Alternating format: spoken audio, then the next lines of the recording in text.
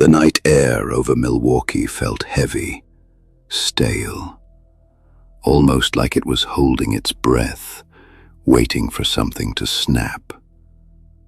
At the Oxford Apartments, a worn beige building on 924 North 25th Street, most windows were dark, most doors locked, most residents asleep.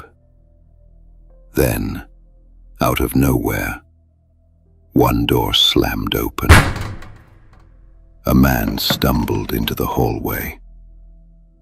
Tracy Edwards, shaking violently, a single steel handcuff clamped to his wrist, sprinted barefoot toward the exit, as if the entire building was trying to swallow him whole. He kept looking over his shoulder. "He's gonna kill me! He's gonna kill me!" Edwards whispered, then shouted, then whispered again, his voice breaking in and out like a man fighting consciousness. He crashed through the front door and stumbled into the street, waving his arms with desperate, jerking motions. Down the block, officers Rolf Miller and Robert Routh were patrolling in their squad car. They saw Edwards before they even heard him. The handcuff, the panic, the way he kept backing away from the apartment, as if something inside was pulling at him. Muller rolled down the window and called out, "Hey, hey, what's going on? What happened?" Edwards pointed back at the building, breath hitching. "A man. He tried to kill me. He had a knife. You gotta help me," he begged, voice trembling so hard the words nearly shattered. The officers stepped out of the car, exchanging a quick look, the kind of look that silently says, "This is serious." Routh approached slowly, palms open. "Who did this?" he asked. Edwards swallowed hard. "Jeff. Jeffrey Dahmer. He's in there. Apartment 213. Please, please, don't leave me out here," he murmured, almost collapsing. Muller nodded once, firm. "All right. You're coming with us. We're gonna check this out." His tone shifted, calm, controlled, police mode, but with a sharp edge of urgency. Edwards hesitated, shaking his head. "No, I'm not going back in there. I'm not," he whispered. But Muller guided him gently, saying, "You won't be alone. Stay behind us, all right?" Inside the Oxford Apartments, the hallway lights flickered, buzzing, dim, unsteady. Edwards walked between the two officers, every step tighter than the last. When they reached apartment 213, Muller knocked hard. "Milwaukee Police Department. Open the door," he instructed, voice carrying through the hallway. There was a pause, a long one.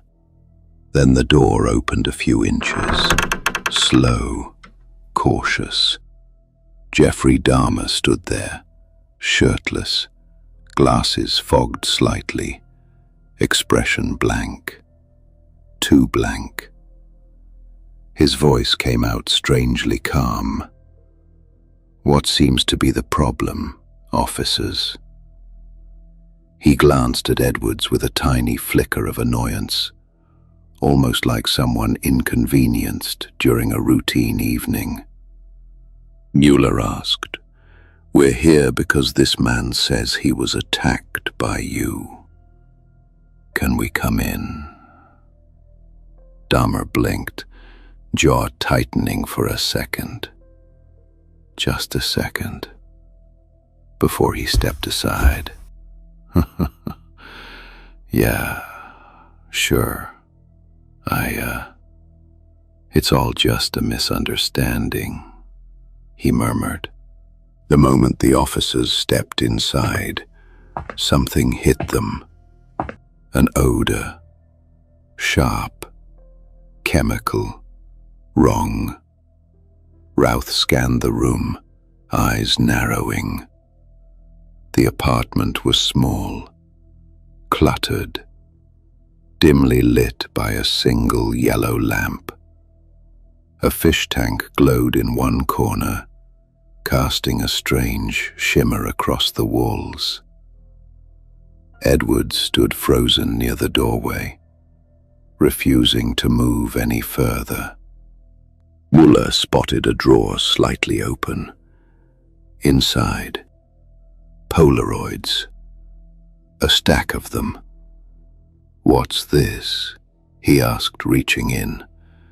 Dahmer stepped forward quickly. Too quickly, muttering, "Those are private. You don't need to." His voice was nervous now, cracked at the edges. Muller pulled the first Polaroid free, then another, and another. His face changed immediately. His jaw clenched, eyes widening with a sudden cold realization. He whispered, almost under his breath, "Oh my God." Then louder, backing away, "Routh, these are real. These are real." His voice wasn't shocked.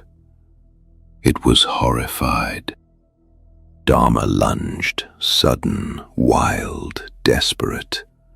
"No, don't," he shouted. Routh reacted instantly, grabbing Dahmer and pinning him against the wall. Muller dropped the Polaroids, reached for his cuffs. "Get on the ground. Now," he instructed, voice booming through the apartment. Dahmer struggled for a moment, then stopped, defeated. As the handcuffs clicked around Dahmer's wrists, Muller stared at him, stunned, breathing hard. "What the hell did you do?" he asked quietly, not expecting an answer. Dahmer simply murmured, "I should die for what I've done." His voice was soft, almost emotionless, as if the truth had finally been forced into the open. Edwards, standing in the doorway, covered his face with both hands. Relief and horror tangled together. "Thank you. Oh God, thank you," he whispered, knees buckling. Routh steadied him with one hand, while Muller called for backup. Sirens wailed in the distance.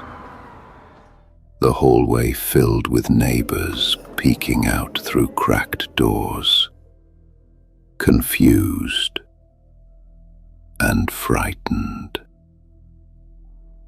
The officers led Dahmer out of the apartment, quiet, pale, strangely calm again.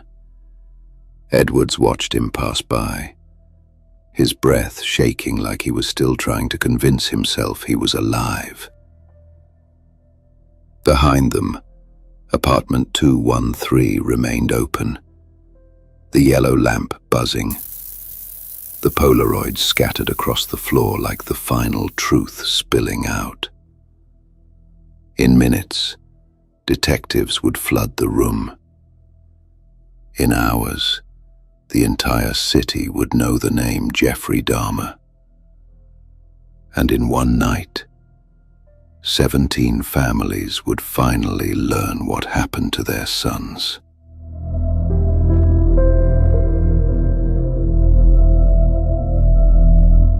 Jeffrey Lionel Dahmer entered the world on May 21, 1960, in Milwaukee, Wisconsin. A quiet baby, a sickly child, and eventually a boy who learned early how to disappear into the background. The Dahmer household looked ordinary from the outside, but inside, tension hummed like an electrical wire ready to snap. His parents, Lionel and Joyce, argued often, whispered fights turning into shouted ones, slammed doors turning into long stretches of silence. Jeffrey usually sat alone, listening from the hallway, staring at the carpet as if it could swallow him whole. When Jeffrey was 8, the family moved to Bath, Ohio, a place full of woods, long roads, and quiet evenings. He wandered often, hands in his pockets, eyes on the ground. Neighbors would later describe him as polite but distant, a kid who didn't quite fit into the rhythm of normal childhood. His father worked long hours. His mother's mental health struggles worsened. The atmosphere inside the house grew tense enough that Jeffrey preferred staying outside, wandering, searching for things he couldn't explain to anyone. By his early teens, Jeffrey had started drinking. Not casually, not socially, but like someone trying to mute a noise that lived inside his head. Classmates saw the bottle tucked inside his army jacket. Teachers noticed his zoning out, his blank stare, his slurred mumbling when called on. When asked about his drinking, Jeffrey would shrug and, "It helps," as if that alone justified everything. The adults didn't push hard enough. As the years passed, his isolation deepened. He watched other students laugh, date, fight, grow, all the things teenagers do, while he floated beside them like a ghost tethered to a body. His parents' marriage was collapsing by then, their arguments louder, messier, sharper. Lionel left the home at one point. Joyce left soon after, taking Jeffrey's younger brother with her. They didn't take Jeffrey. They didn't even argue about it. He was 17, alone in the house, unsupervised, and spiraling. Something inside him darkened during that summer, a sense of abandonment, mixed with impulses he didn't understand. Impulses he kept hidden beneath silence and alcohol. The loneliness was crushing, the kind that presses on the bones. He walked around the house like he was waiting for what he couldn't explain. But the stillness didn't last long. June 18th, 1978. The day that would echo through decades. Jeffrey was driving down a rural road when he spotted Stephen Hicks, 18, shirtless, walking toward a rock concert. Hicks had long hair, a friendly smile, and an easygoing energy that Jeffrey instantly gravitated toward. Jeffrey slowed the car, rolled down the window. "You need a ride?" he asked, voice calm, almost hopeful. Hicks smiled, nodded, climbed in. A simple decision, a normal gesture, but one that turned catastrophic. Back at the Dahmer home, the two hung out for hours, drinking, talking, the radio buzzing softly in the background.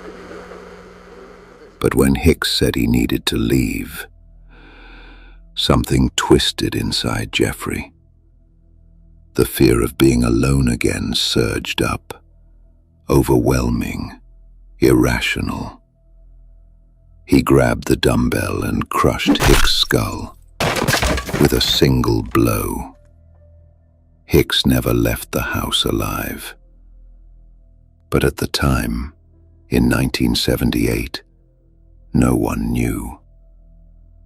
No one even suspected. Stephen was listed as a missing person, a case without leads, one name in a growing pile of disappearances across the state. Jeffrey cleaned the area in a panic, trembling, but not crying, not panicking in the way normal guilt would appear. Instead, he sat on the floor afterward, silent, numb, staring at his own shaking hands as if he didn't recognize them. He later confessed to detectives that he felt a strange calm afterward, a calm he didn't understand, a calm that scared him. When Lionel eventually returned to the house weeks later, Jeffrey acted normal, quiet, polite, helpful even. He kept the secret buried. No one could see the shift underneath, the subtle change in his posture, the way he lingered in the woods behind the house, the way his eyes seemed darker, but his voice softer. Hicks' vanishing became a mystery with no trail. Jeffrey became a young man walking around with a secret he carried like a stone inside his chest. This was the moment, the point of no return, when his path diverged forever from anything resembling a normal life. He had crossed a line that could never be uncrossed, and the world would not learn the truth for 13 long years.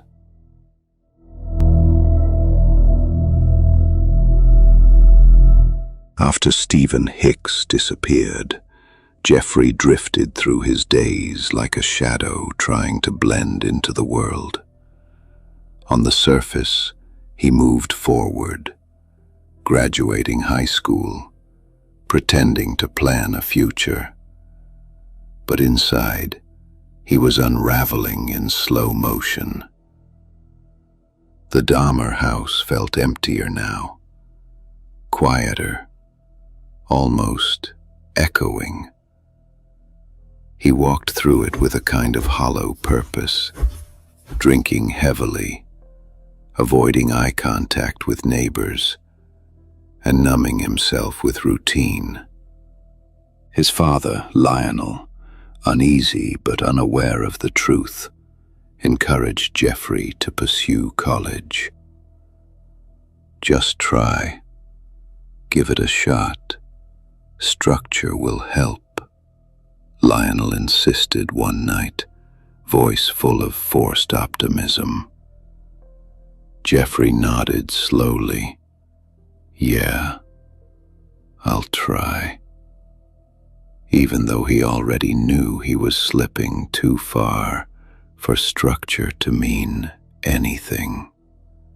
Ohio State University became his next stop. But Jeffrey couldn't keep up. He spent most nights drinking alone in his dorm room. The smell of alcohol clung to him like a second skin. After only a few months, he dropped out, His father was frustrated. With nowhere else to go, Lionel pushed him towards something more rigid: the U.S. Army. "Maybe this will straighten you out," his father said, voice tight, worn, hopeful.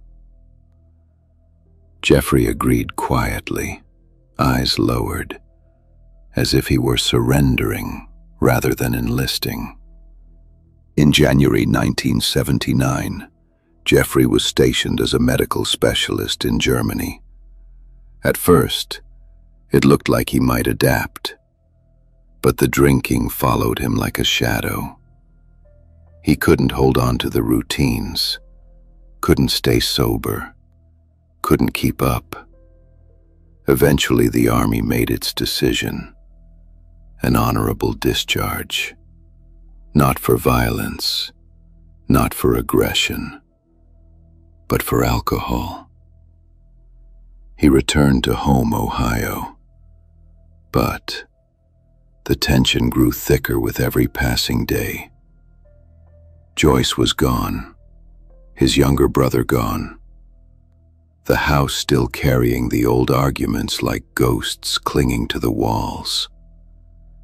Jeffrey drifted through the rooms like someone who didn't belong anymore.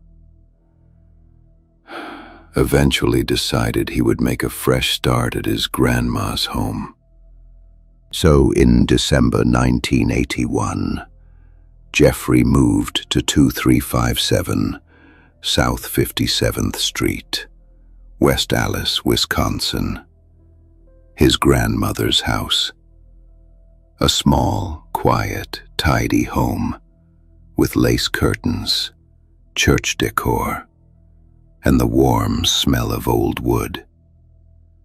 His grandmother, Catherine, welcomed him with gentle eyes and soft words. At first, things seemed calm. He found work at a blood plasma center, but the loneliness crept back in. The urges, the drinking, the nights out, the lingering tension inside him that no amount of routine or kindness could fix. He began bringing men home late at night, slipping into the house with hushed footsteps, moving through the dark like someone trying not to be seen. His grandmother sensed something. She didn't know what exactly, but she felt the shift, the discomfort, the wrongness underneath the surface. Men that came with him never left his grandma's home. He enjoyed dismembering them, as he was fond of taxidermy since childhood. By 1982, neighbors began complaining about smells coming from the garage, from the basement, from Jeffrey's room. He always had excuses. Bad meat. I'll clean it up. I spilled chemicals. The freezer broke. His grandmother accepted the explanations, though she worried silently. She asked him once, in a soft, trembling voice, "Jeff, is everything all right? Are you okay?" He paused, eyes distant, then nodded. "Yeah, I'm fine, Grandma," he murmured. But he wasn't. He slipped deeper into alcohol, deeper into isolation, deeper into impulses he couldn't control. And although the Hicks incident had been buried, hidden under years and states and silence, the path that began in that Ohio house wasn't finished. It was waiting, watching, growing inside him again. And soon, very soon, Jeffrey Dahmer would cross another line, one that would pull Milwaukee into a nightmare no one saw coming.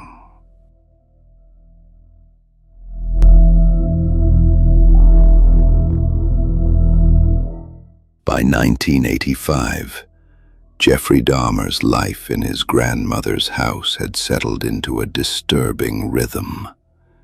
Quiet dinners, polite small talk, and late-night disappearances that no one fully understood. His drinking worsened. The urges he had tried to bury clawed their way back to the surface, growing sharper and more insistent with every passing week. His job at the Ambrosia chocolate factory in Milwaukee offered stable hours but little else. He worked the night shift, 11 p.m. to 7 a.m., in the mixing room, surrounded by metal vats and the low hum of machinery. The monotony helped keep him distracted, but not enough. He'd stare into the thick chocolate as it churned, and imagine darker things. Bodies motionless, warm skin cooling, silence so complete it felt like ownership. On weekends he wandered into Milwaukee's gay bars and bathhouses, moving through the dim lights and cigarette haze with a quiet, detached curiosity. He bought men drinks, made shy conversation, and waited for the moment they let their guard down. The alcohol numbed him just enough to act, just enough to experiment. Soon Jeffrey began drugging men. Small doses slipped into their drinks, a pill crushed at the bottom of a glass, then waiting for them to grow drowsy, confused, limp. His goal wasn't assault. It was control, stillness, silence. I just wanted them to stay, he would later admit, in a hollow voice. The bathhouse incidents piled up. Management received complaints. Patrons whispered. After one man woke in a panic, unable to move his limbs, he told staff, "That blonde guy, Jeffrey, he drugged me." Police weren't called, but the bathhouse gave Jeff a final warning. When the incidents continued, they banned him in 1986. One night in September 1987, his urges surged past the point of control. He brought home a mannequin, taken from a store display, telling no one. He hid it in his closet, lying beside it at night, whispering to the unmoving plastic form, touching it like it could fill the void inside his chest. When his grandmother found it during cleaning, she confronted him, shocked, uncomfortable, trembling. "Jeff, this isn't right. You can't keep this here," she insisted. He didn't argue. He simply stared at the floor and whispered, "Okay," before disposing of it. But the fantasies didn't leave. They multiplied. They transformed. And one night, inside a gay bar called Club 219, Jeff met a 25-year-old man named Stephen Tuomi. Stephen was charismatic, friendly, warm, everything Jeff wasn't. They talked for hours, laughing quietly in the dim lights, drinks flowing between them. At the end of the night, Jeff murmured, "Let's get a room." Stephen agreed, unaware of the danger. Sitting across from him, they checked into the Ambassador Hotel, room 507, on November 20th, 1987. Jeffrey bought more drinks. The night blurred in his mind.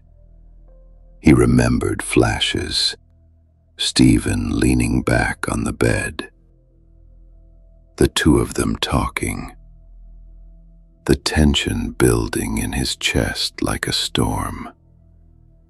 He slipped a sleeping pill into Stephen's drink, watching him grow sluggish. Everything after that became fragments. Jeffrey later said, "I don't remember doing it. I woke up and he was just there." But the scene in the hotel room told a far clearer, darker truth. Stephen's chest was bruised, his face beaten, his body limp on the bed. A violent struggle that Jeff claimed he couldn't recall. His hands trembled as he realized Stephen wasn't breathing, wasn't moving, wasn't coming back. Panic flooded him, but not enough to make him call for help. Instead, he stared at the body for minutes that felt like hours.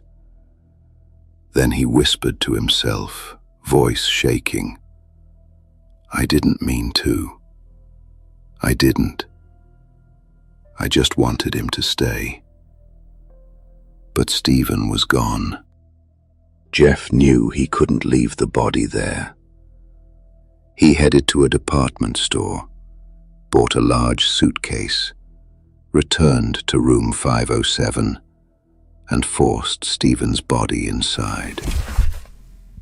He checked out of the hotel with the suitcase dragging heavily behind him, no one questioning the strained look on his face. He brought the suitcase back to his grandmother's basement. In the quiet darkness of that house, with his grandmother asleep upstairs, Jeffrey dismembered Stephen Tuomi. No sedatives, no drugs, no pauses, just the cold mechanical process of cutting, separating, disposing, the sound of the blade, the soft thud of flesh, the smell rising in the air. This time the violence wasn't accidental. It was methodical, controlled, intentional. He kept certain parts for longer than others. He boiled flesh off bone.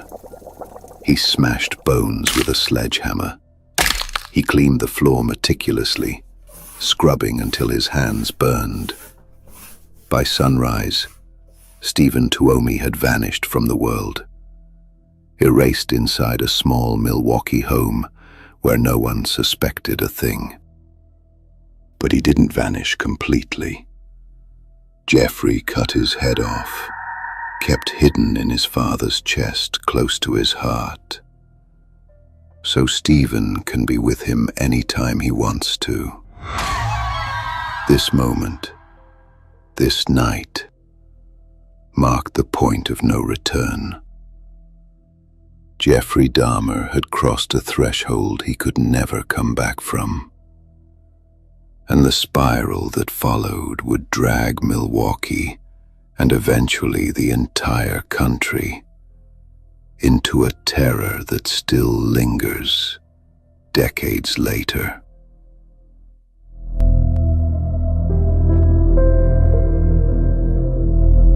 After Stephen Tuomi's disappearance, Jeffrey walked through the world with a strange, unnerving calm. Something inside him had shifted. A door opened, a boundary erased. He returned to work at the Ambrosia chocolate factory like nothing had happened, blending into the night shift routine with his usual quiet obedience. No one suspected that the man whisking chocolate in steel vats carried a secret that weighed heavier than any ingredient in the room. At his grandmother's house, the basement became his private universe, a place where silence settled thickly in the air and shadows stretched long across the floor.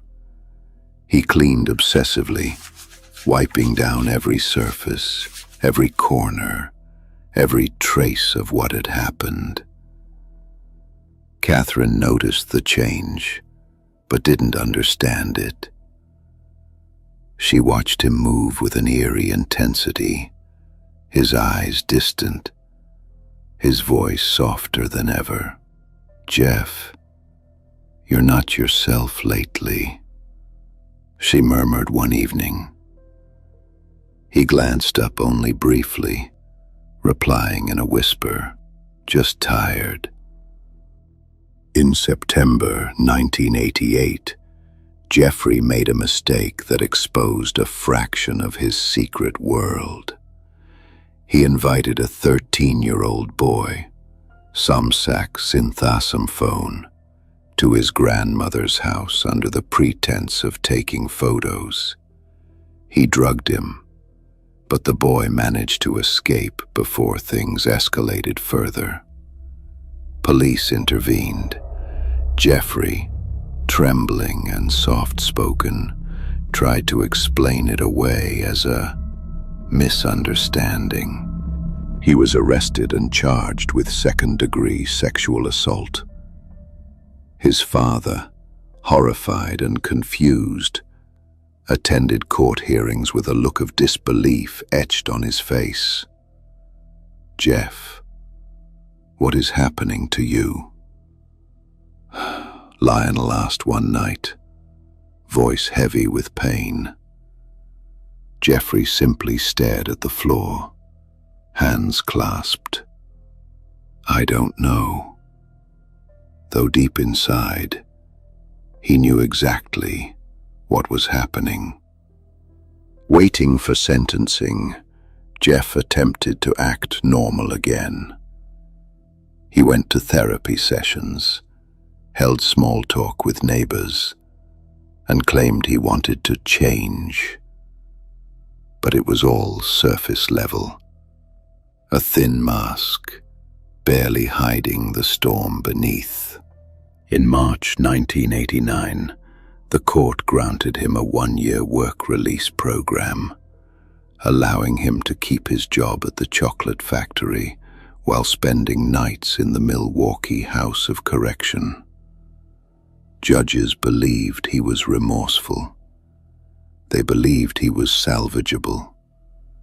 They believed the quiet, awkward man in the courtroom could be rehabilitated.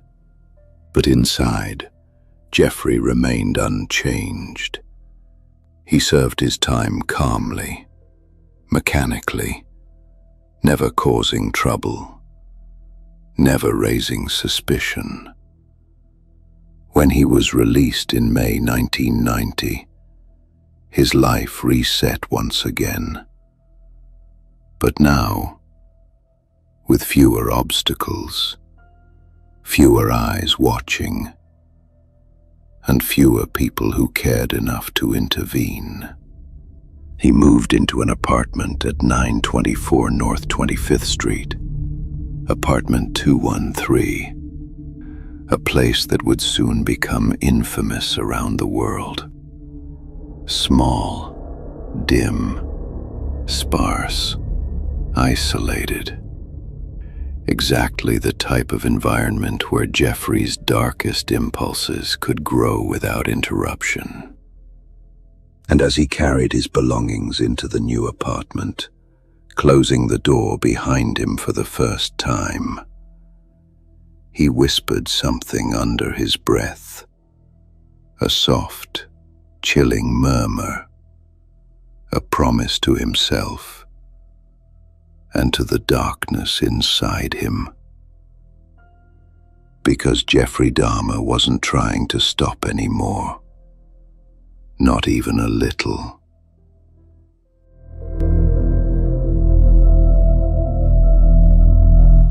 Jeffrey Dahmer's first night at Oxford apartment felt like stepping into a world carved out just for him.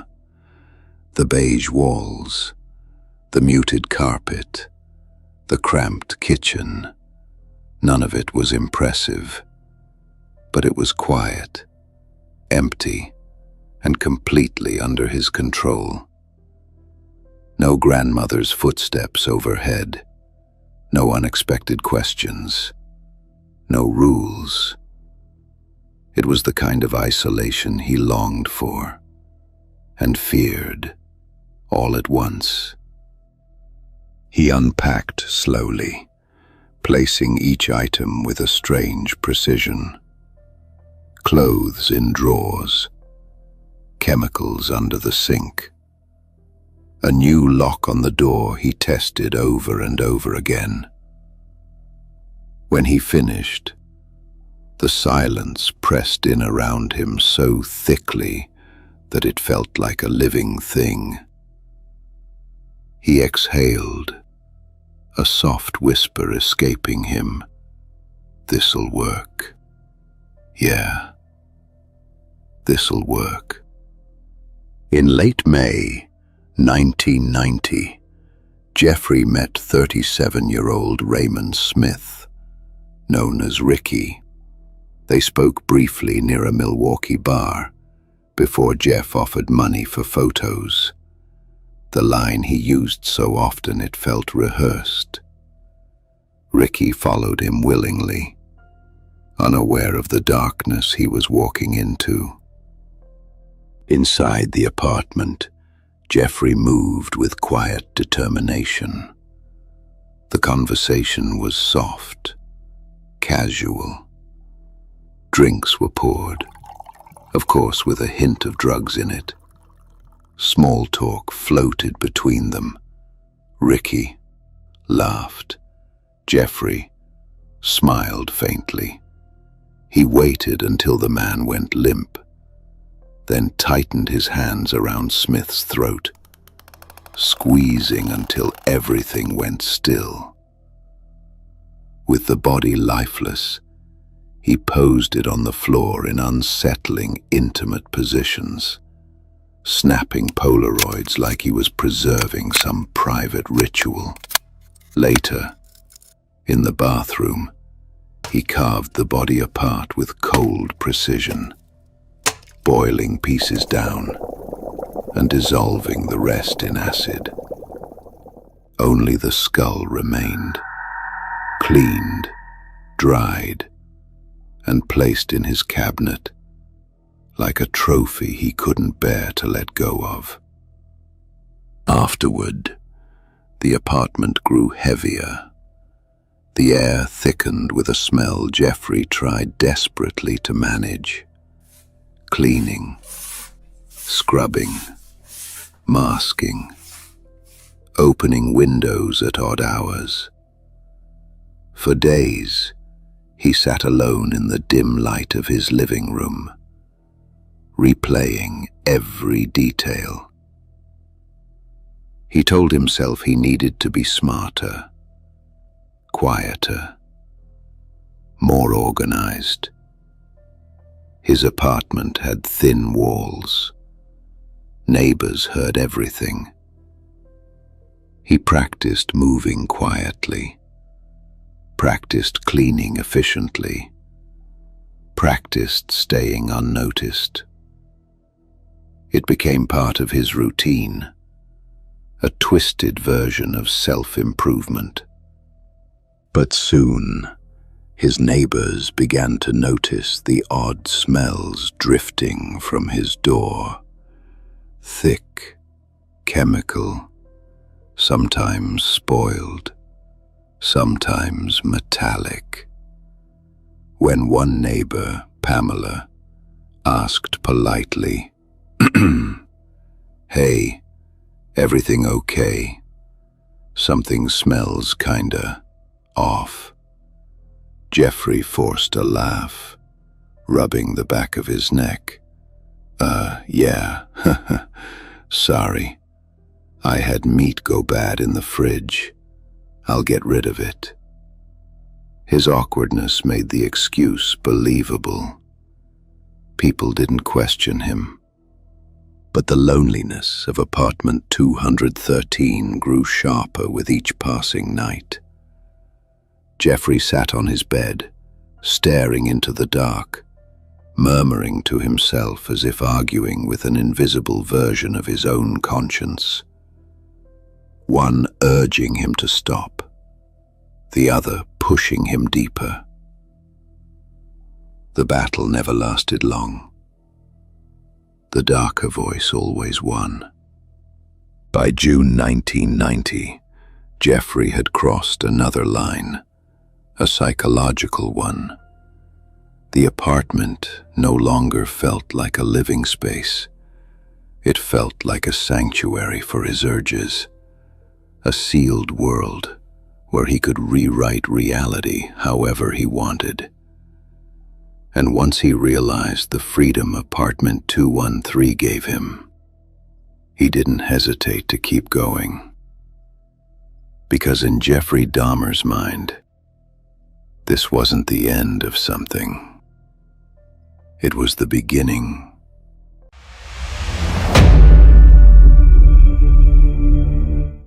Through the summer of 1990, apartment 213 became both Jeffrey Dahmer's refuge and the stage where his darkest compulsions started repeating, like a script he couldn't stop performing. Each night, he returned from the Ambrosia chocolate factory with the same numb expression, the same heavy silence following him up the cracked stairwell, the same dread pulsing behind a calm facade.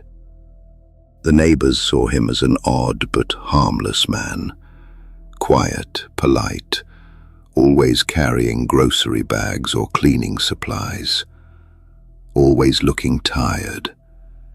He avoided eye contact in the hallway and slipped into his apartment with the door shutting quickly behind him, like he couldn't let the outside world in for even a second.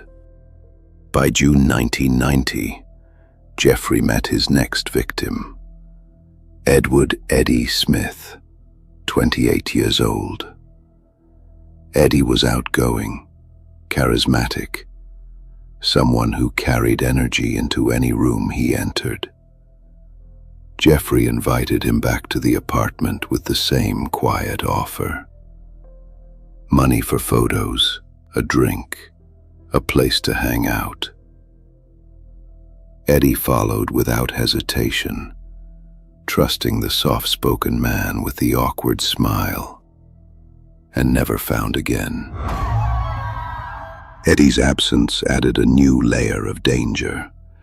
His family cared deeply. His sister tried calling him repeatedly. When he didn't come home, she filed a missing person report, one that would eventually connect back to Dahmer in ways no one foresaw.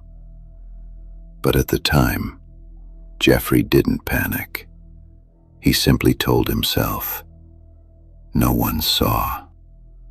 No one knows. The smells grew worse that summer. A neighbor, Glenda Cleveland, noticed first.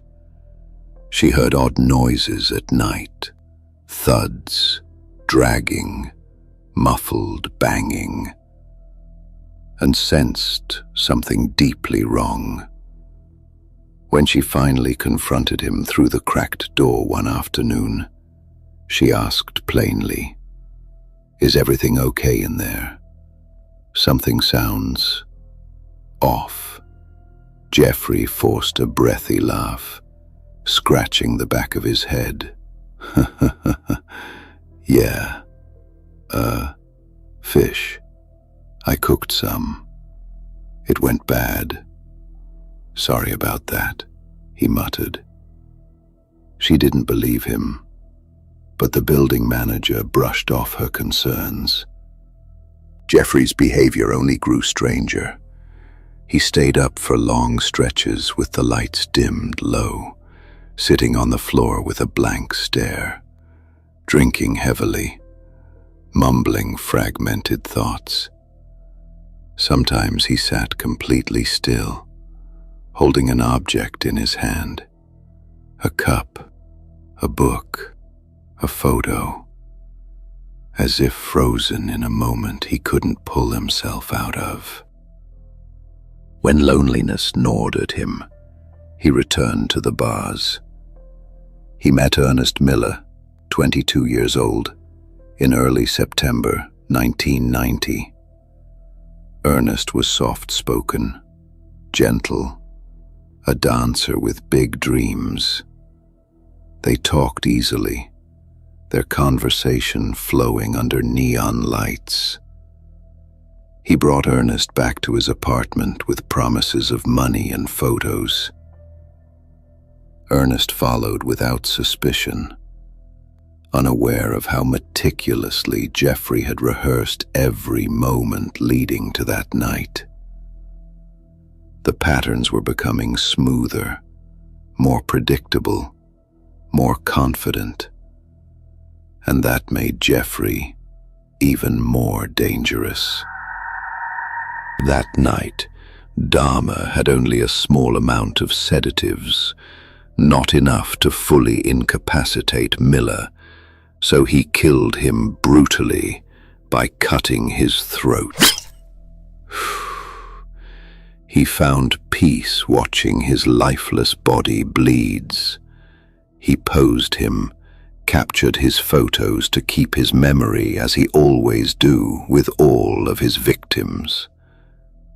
Dahmer separated several parts of Miller's body, packaging them and storing them in his freezer, with the intention to enjoy them later. He carefully cleaned the skeleton, soaking the bones in a diluted bleach solution for a day, and then leaving them to dry for a week. Miller's head was first refrigerated, then methodically prepared, coated, and preserved as an object Dahmer intended to keep. After Ernest's death, Jeffrey found himself spiraling in a new way. He tried to keep himself composed, cleaning and organizing the apartment with obsessive thoroughness. But something about Ernest stayed with him. He felt unusually attached, not to the person, but to the moment of control, to the stillness, to the quiet. He replayed it in his mind, long after everything else had been concealed. For weeks afterward, he carried a strange, floating calm, a sense of control that made him appear almost normal to the outside world. He went to work, chatted briefly with co-workers, bought groceries, paid rent. But at night, the apartment hummed with tension. The refrigerator ran loudly. The air felt thick. The silence felt almost alive. And Jeff, sitting alone on the edge of his bed, staring into the dark of his cramped room, whispered to himself, "I can't stop now. I already crossed the line." His voice cracked as if he were both confessing and surrendering to something he couldn't escape. Apartment 213 was no longer just a home. It was a trap, one that Jeffrey built himself, sealed himself inside, and willingly refused to leave.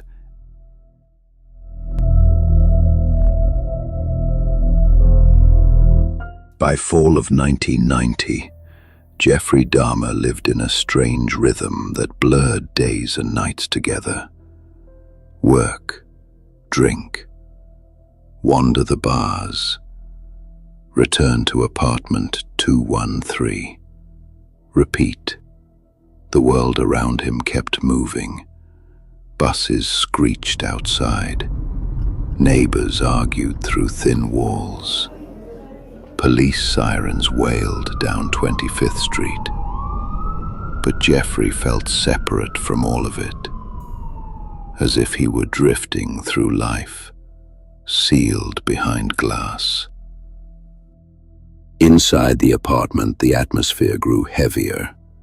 The smell of chemicals lingered constantly, no matter how much he cleaned. A sour odor clung to the air vents.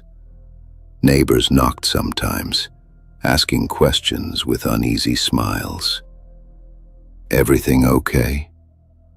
Something's leaking? You cooking something weird?"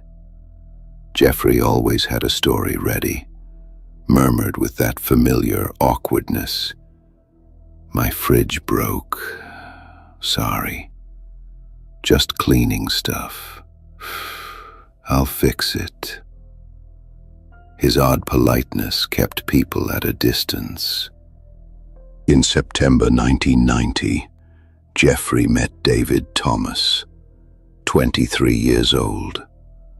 Outgoing, friendly, always laughing.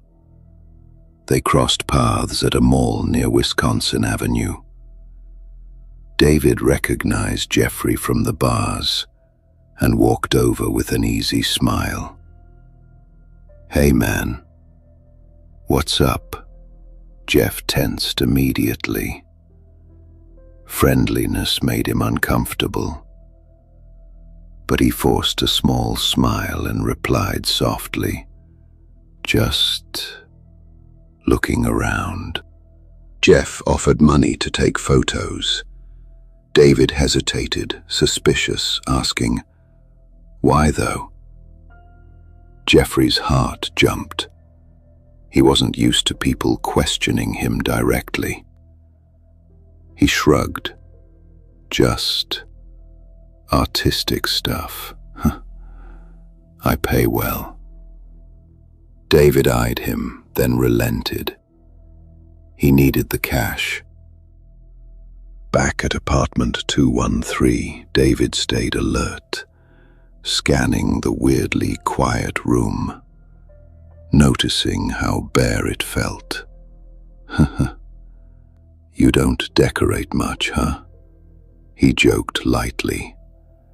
Jeffrey only gave a thin smile in return. Conversation stayed shallow. Awkward pauses, strained small talk. Jeffrey mumbling as he moved around the room.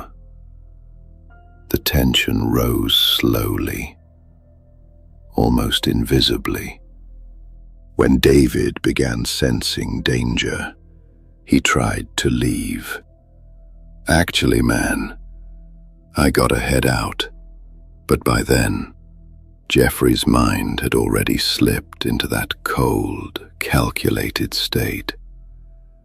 What followed played out like the same pattern he had been perfecting. The same methodical calm. Afterward, Jeffrey sat on the floor of the living room, hands shaking, whispering to himself in frustration. He wasn't right. He wasn't what I wanted. His voice cracked in disappointment, as if losing control wasn't the part that bothered him, but losing the feeling he hoped for. For weeks, Jeffrey avoided the bars.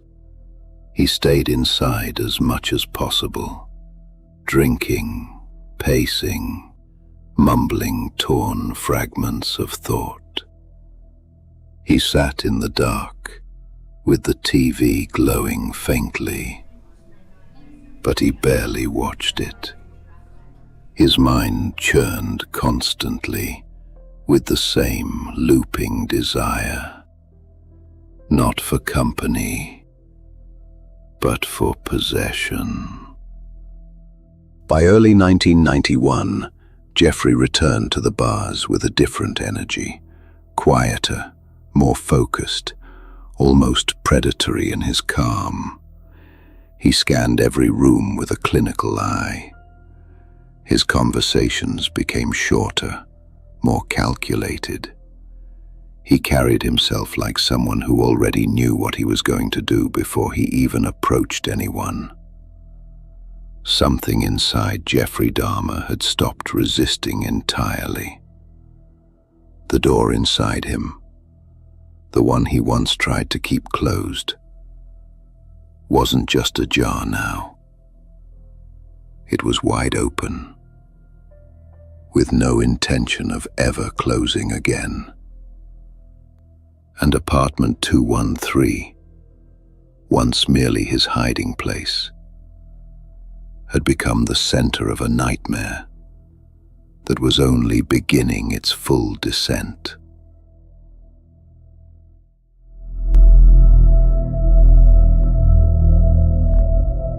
By spring of 1991, life inside the Oxford apartments started falling out of rhythm.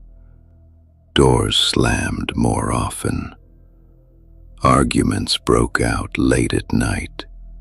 Sirens flashed down the block almost weekly.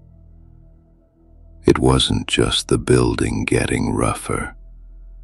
It was the atmosphere around apartment 213, twisting into something people could feel, but cannot explain. The smell was the first thing neighbors noticed. Sometimes it drifted into the hallway like spoiled meat. Other times it seeped from the vents as a sharp chemical sting. Complaints started bouncing between tenants. People knocked on the landlord's office door with wrinkled noses and frustrated voices. "You gotta check that freezer upstairs. Something's rotting somewhere. It's definitely coming from Dahmer's place." But Jeffrey always had a nervous excuse ready. "My freezer broke again. I'm cleaning fish. My tropical fish tank died." The excuses were weird, but delivered in such a quiet, harmless tone that most people just shrugged and walked away. Except one neighbor didn't buy it. Glenda Cleveland, living in the building next door, paid attention in a way others didn't. She wasn't intimidated by Jeffrey's awkward whispers, or his pale, nervous way of avoiding eye contact. She noticed every detail, every shout, every thud, every late-night commotion bleeding through her wall. Sometimes she'd stand completely still, listening when something strange rattled in the night. A loud crash, a muffled voice, the scrape of something heavy. Her eyes narrowed, jaw tightening. "Something's off with that man," she told her family. "Something is seriously off." Inside apartment 213, Jeffrey moved on autopilot. His compulsions were tightening their grip, coming faster, harder. The apartment dimmed into a cave of secrecy. Blinds taped shut, windows sealed, lights kept low. He stuffed sheets under the door to trap odors. The fan ran non-stop. Bottles of chemicals lined the back corner like a makeshift lab. And in May 1991, Jeffrey crossed paths with Konarak synthesomphone, just 14 years old. Konarak was bright, curious, easy to talk to. a kid who still laughed with his whole face. Jeffrey saw him downtown and approached, with that timid voice, offering money for photos. Konorak hesitated, then agreed. He needed the cash, and Jeffrey seemed harmless, soft-spoken, unthreatening. When they got back to the apartment, Konorak felt the atmosphere immediately. Cold, stale, wrong. Something about the room was off. The smell, the way Jeffrey hovered, the silence. But before the fear could form into words, Jeffrey acted. The situation spiraled fast, faster than Jeffrey expected. At some point in the struggle, Konorak managed to escape. Barefoot, disoriented, barely conscious, he stumbled out of the building, collapsing near the corner of 25th and State Street. Residents rushed over, panicked. Someone shouted for help. Someone else ran to call 911. And Glenda Cleveland heard the commotion. She saw the boy, saw the terror in his eyes, saw the confusion. She recognized fear instantly, the kind you can't fake. She tried to block officers from handing him back to Jeffrey. "He is a child," she insisted. "He doesn't belong with that man." But Jeffrey stood there, saying softly, "He's my boyfriend. He's just drunk." The officers believed him. They turned Konorak over to the man who had already harmed him and walked away. Glenda watched helplessly from the sidewalk, fury and dread twisting in her chest. She knew something was wrong. She knew Jeffrey Dahmer wasn't telling the truth. She knew that boy needed saving. But her warnings went unheard.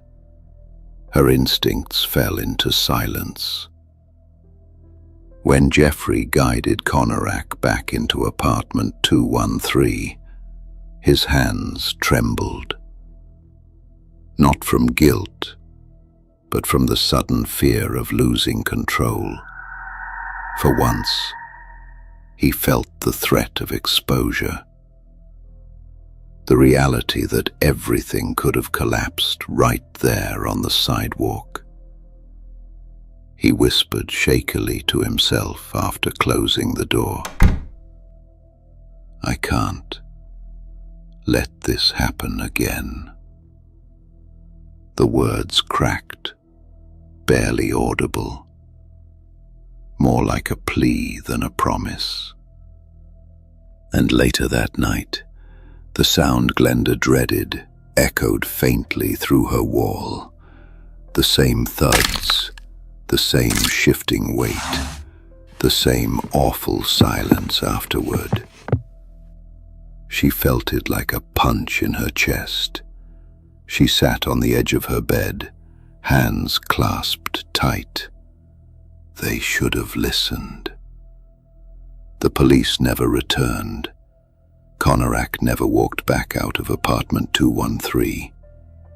And Jeffrey Dahmer, shaken but still unnoticed, drifted deeper into the darkest stage of his compulsion. A stage where fear and desire fed each other like fire and gasoline.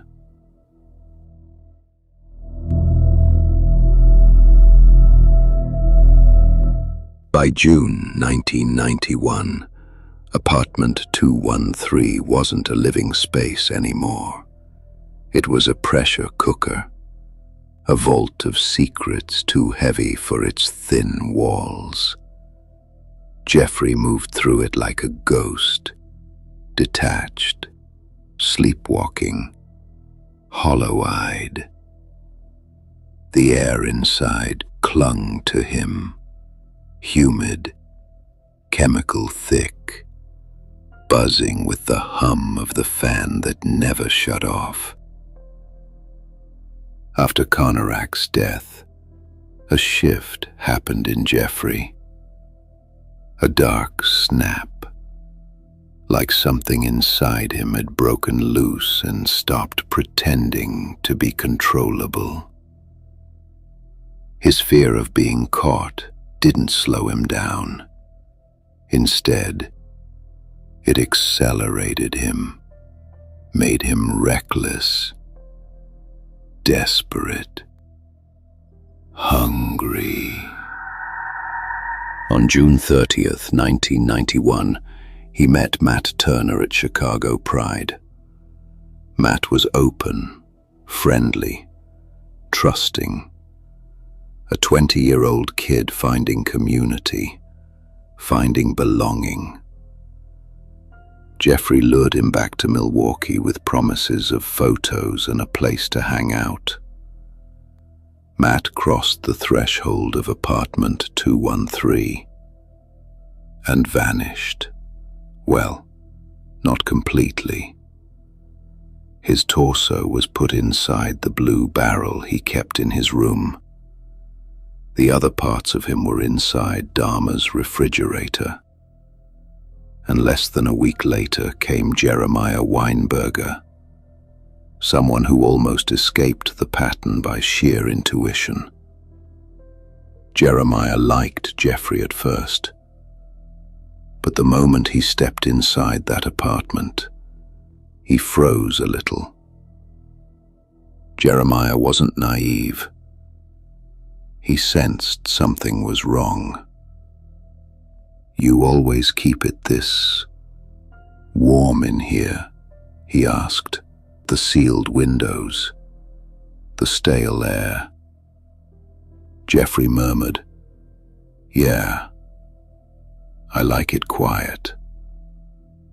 Jeremiah didn't. He left that night, unsettled. But Jeffrey wasn't done. He tracked him down the next day and convinced him to return. A fatal second chance. By mid-July, Jeffrey was spiraling into a frenzy. He barely slept, barely ate. He wandered aisles of hardware stores in a trance, buying chemicals, bags, tools. The clerks barely looked at him, just another quiet guy passing through. Inside apartment 213, the layout twisted into something monstrous. The blue barrel in the corner became a permanent landmark, sealed tight, always warm. The fridge held things no fridge ever should. The bedroom closet hid what Jeffrey called my private things, arranged with obsessive precision. And the smell, raw, dense, sour, grew into something that stabbed the back of the throat. Even bleach couldn't fight it anymore. One night, as Jeffrey paced the apartment, anxious and trembling, a loud knock rattled the door. His heart slammed in his chest. He froze. Another knock, harder this time. "Maintenance," a voice called. "We need to check the vents." Jeffrey swallowed hard, panic rising like a tide. He cracked the door open an inch, eyes wide. "Can you come back tomorrow?" he whispered. "I'm busy." The maintenance man sighed, annoyed but tired. Fine. Tomorrow. Jeffrey closed the door and leaned against it, trembling. I'm losing control, he muttered. And still, he kept going. July 12th, 1991. He met Oliver Lacey. July 19th, 1991. He met Joseph Braidhoft, a father of 3, just trying to get back on his feet. Both walked willingly into the apartment. Both trusted the wrong, quiet voice. Both disappeared into the black hole Jeffrey had become. By now, the neighbors started to complain daily. Someone even threatened to move out. They heard drills, thuds, smells that came in waves and made them gag mid-sentence. But every time the landlord knocked, Jeffrey made ridiculous excuses, but delivered with such stillness that people backed down. Glenda Cleveland, however, didn't back down. From her apartment next door, she listened with her whole soul, and what she heard terrified her. Heavy shifting sounds, rhythmic scraping, that same awful silence afterward. She called the police more than once. "Check that man's apartment," she insisted. "Something is happening in there." But every call ended the same. "We'll look into it." They never did. Meanwhile, Jeffrey sat in the middle of his dark apartment, the fan buzzing, the chemicals burning his lungs, the walls closing in. For the first time, he felt something crack inside him, a strange mix of self-hatred and obsession. A whisper slipped out of his mouth as he stared into the shadows. "I can't stop now." A confession to no one, a sentence passed on himself. Outside, the city carried on. People laughing, working, living, unaware that inside a single apartment on North 25th Street, the deadliest chapter of Jeffrey Dahmer's story was being written in real time. And the walls were starting to give way. The neighbors were done staying silent. The police were weeks from knocking. And Jeffrey, he was running out of time.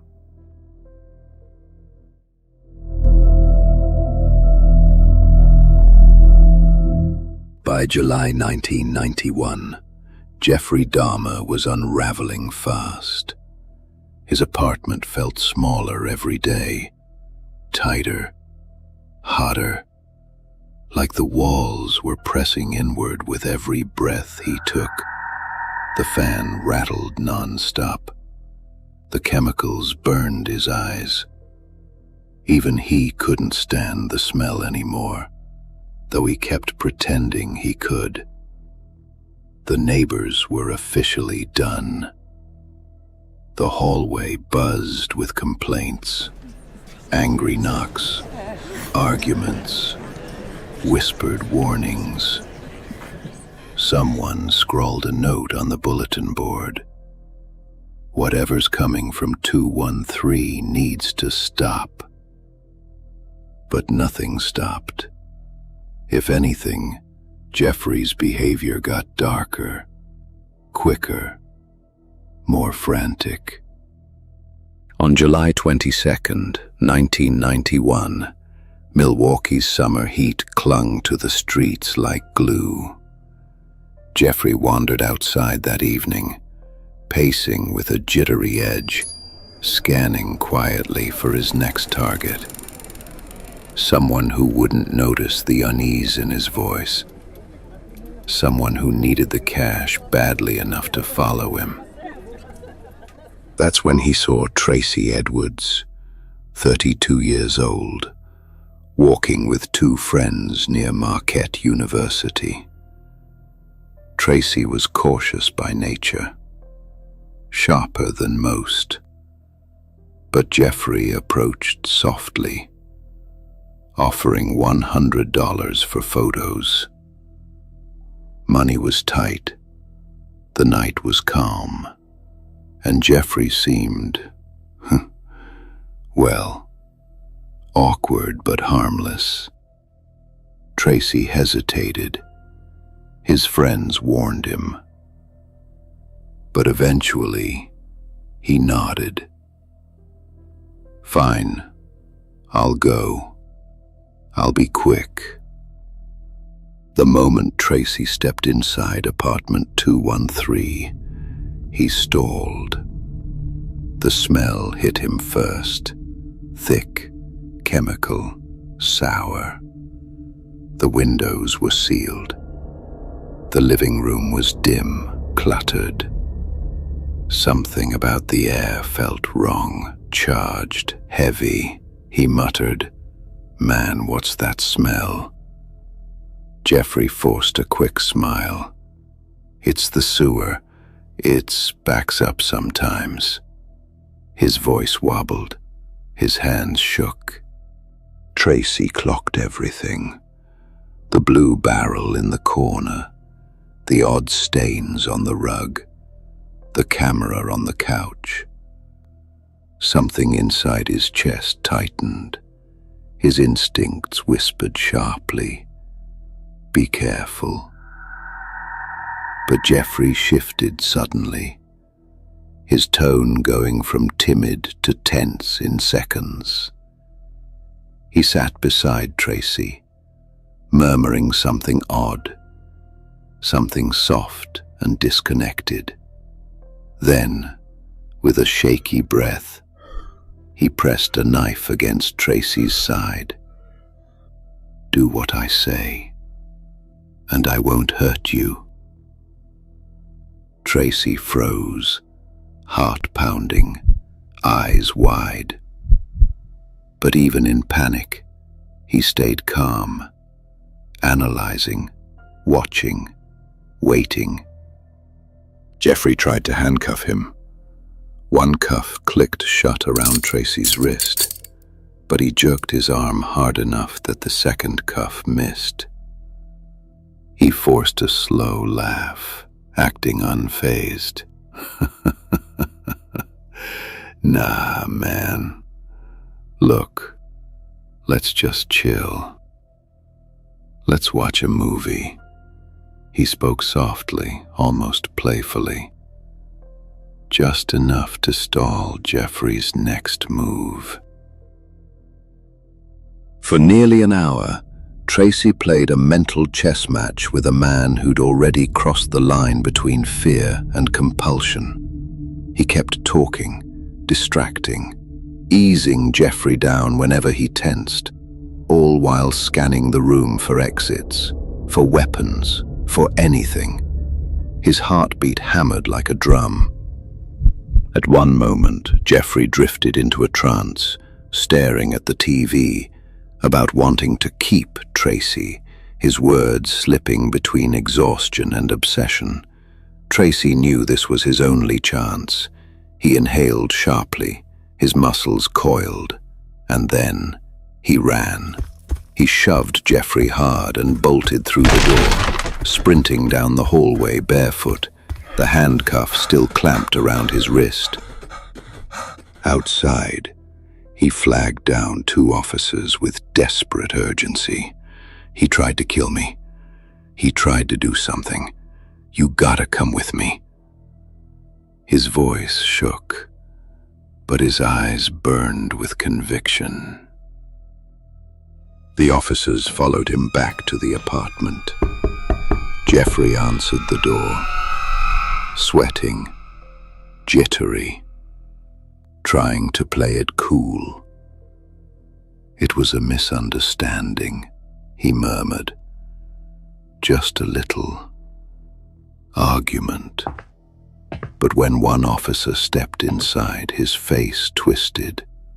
The smell, the barrel, the fridge, the bedroom, the Polaroids.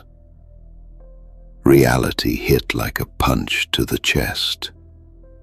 A quiet voice broke the tension. "These are real," the officer muttered, hands shaking as he stared at the photographs. "These actually happened," Jeffrey whispered, defeated. "For what I did, I should be dead." Tracy watched from the doorway as chaos erupted behind him. Officers yelling commands, backup rushing in, neighbors flooding the hall, people crying, screaming, running. It all blurred together, but he felt one thing clearly. He survived something no one else from apartment 213 had. As the police escorted Jeffrey Dahmer out in handcuffs, the building went silent. A stunned, choking silence that weighed heavier than all the noise before it. Glenda Cleveland watched from the steps, tears in her eyes, whispering to no one in particular. "I knew it. I knew something terrible was happening in there." Apartment 213, once just a cramped bachelor unit, was now the epicenter of one of the darkest crimes in American history. Its secrets finally dragged into the light, its horrors no longer contained by silence, excuses, or thin plaster walls. And Jeffrey Dahmer was finally caught.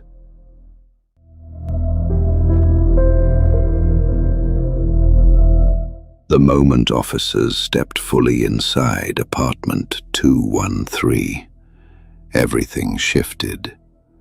The air felt different, heavier, like the room itself finally exhaled after holding its breath for years.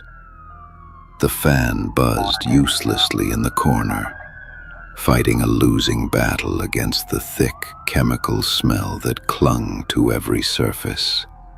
Detectives arrived within minutes, not casually, not curious, but charged, moving with a purposeful edge. Something about the Polaroids the first officer found had snapped them into full alert. These weren't staged. These weren't props. They were real, time-stamped, detailed, unmistakably documenting what had happened in this very apartment. Crime scene tape went up across the door as more officers flooded the hallway, their radios crackling non-stop. Neighbors peeked from behind cracked doors, whispering, sobbing, gasping. Some already suspected, others were blindsided. Everybody was shaken. Apartment 213, the one everyone complained about, had just detonated into a nightmare in real time. Inside, detectives moved slowly, methodically. "I need photos of everything," one instructed, swallowing back a wave of nausea. Another murmured, "This is something else."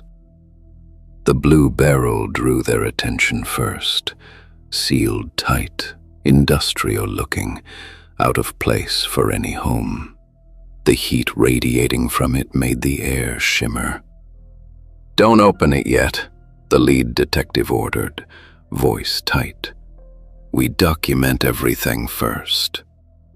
The fridge was worse. An officer hesitated before touching the handle. His hand shook.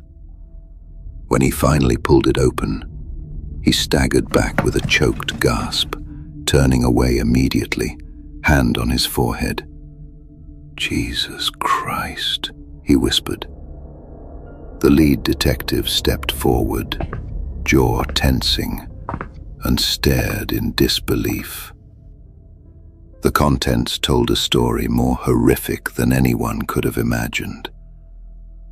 A story he'd have to repeat in reports, on the stand, and in national headlines for months.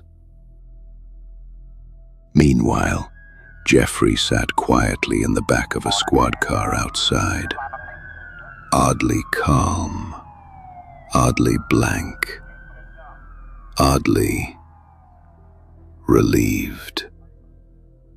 His hands were cuffed, but his shoulders looked lighter than they had in years. Almost like he could finally stop running from the storm he created. Back upstairs, detectives kept uncovering more.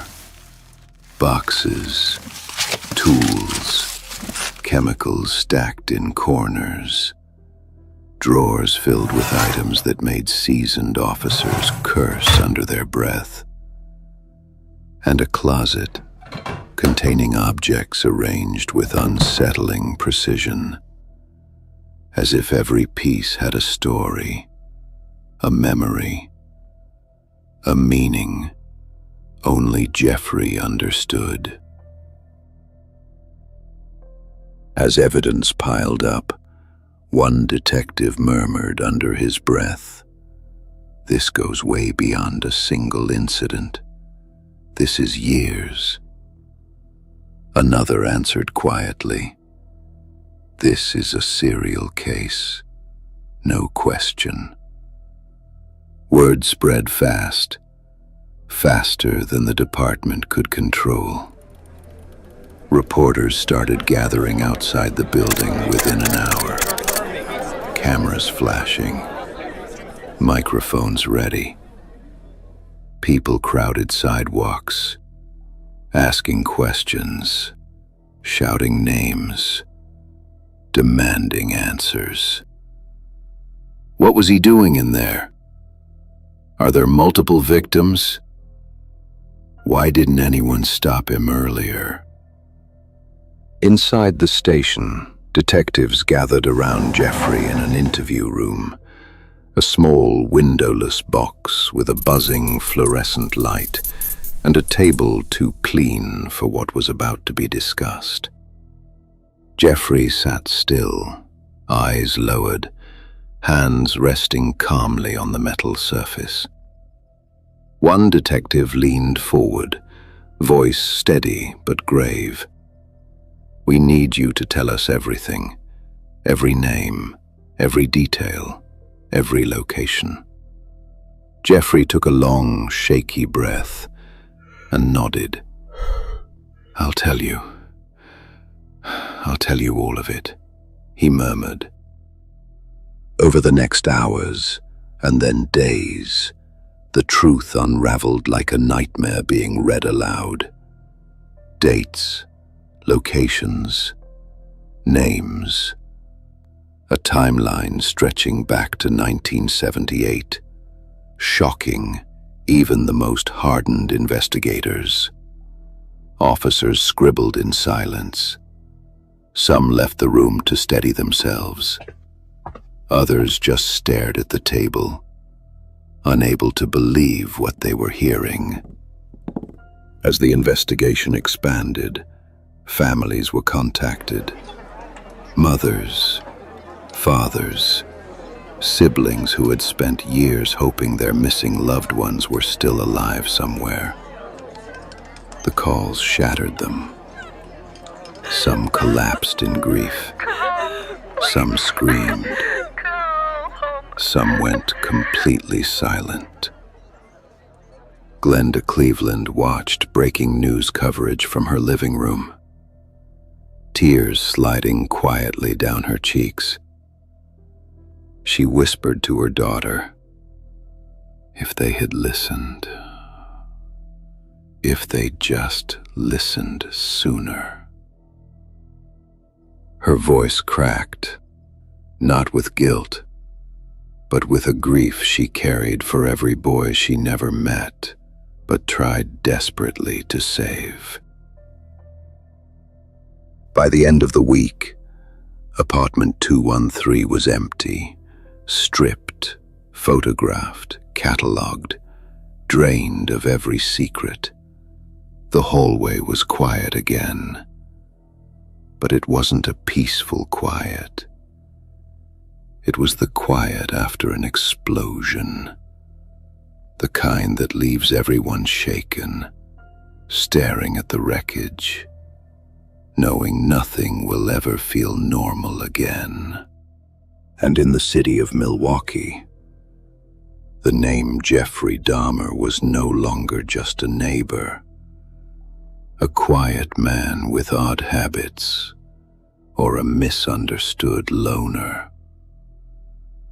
It became a headline, a warning, a legend of horror that would ripple across the country. The world had just learned what was inside apartment 213, and it would never forget.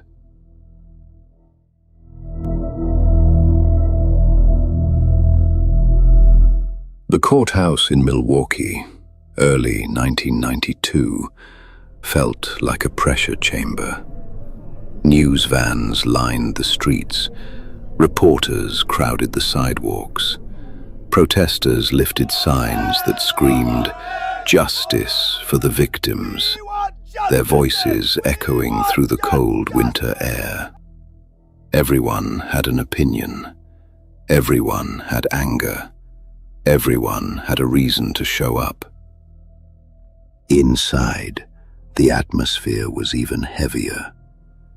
Families of the victims sat in quiet, heartbreaking rows. Some held photos. Some held each other. Some stared straight ahead, chests rising and falling, like they were trying not to drown in the moment. And then Jeffrey walked in, thin, pale, wearing glasses that caught the courtroom lights. No smirk, no emotion, just a hollow kind of stillness. People gasped, some cried, some whispered sharp curses under their breath. Even the deputies tensed up, like the room tilted just from his presence. The trial unfolded day by day, each testimony peeling back another layer of the horror that Milwaukee had only begun to grasp. Detectives described the evidence. Medical examiners explained timelines. Surviving witnesses recounted tense, chilling encounters with him. When the verdict finally came, the courtroom held its breath. Guilty on all counts. Multiple life sentences. A punishment so heavy it stretched beyond the length of one lifetime. Some families cried. Some nodded. Some bowed their heads and whispered prayers. No one felt healed, but there was relief. A door finally closing. At Columbia Correctional Institution, Jeffrey settled into a routine that shocked everyone watching. He declined protective isolation, choosing instead to work, eat, and exist among the general population. Almost like he believed the world had a right to decide his fate. Some inmates ignored him, some taunted him, some waited for a moment alone with him. On November 28, 1994, That moment came. Jeffrey was assigned to a work detail with 2 other inmates in a small bathroom off the gym. There were no guards inside, no supervision, just echoes, shadows, and the weight of 1,000 headlines hanging over him. One inmate, Christopher Scarver, stepped forward, anger burning in his eyes. He has read about his crimes. Scarver hated him. A confrontation sparked. And in those next minutes, everything ended for Jeffrey Dahmer. He was beaten brutally by a metal bar that crushed his face and skull. When officers found him, he was barely alive, carried to a nearby hospital, placed under frantic care. Doctors fought for his life, but within the hour, the whispers in the hallway turned solemn. Jeffrey Dahmer, one of the most infamous serial killers in American history, was pronounced dead at 10:12 a.m. His body wasn't mourned. There were no crowds waiting with candles, no vigil, no flowers. Only headlines, police statements, and a city still trying to breathe again after years of horror. Per his own request, his cremation was quiet. No ceremony, no public spectacle. His remains were divided between his parents. No grave, no marker, no place for anyone to visit. Just ash, scattered between 2 people who had spent their lives trying to understand the son they raised. And in that silence, Milwaukee finally exhaled. Families continued grieving. Communities tried to heal. Laws changed. Awareness grew. Voices that once went unheard, like Glenda Cleveland's, finally got the recognition they deserved. It was simply an ending, the only one the world could accept. Thanks for sipping tonight's tale with Haunted Brew. Don't forget to subscribe and sleep tight if you still can.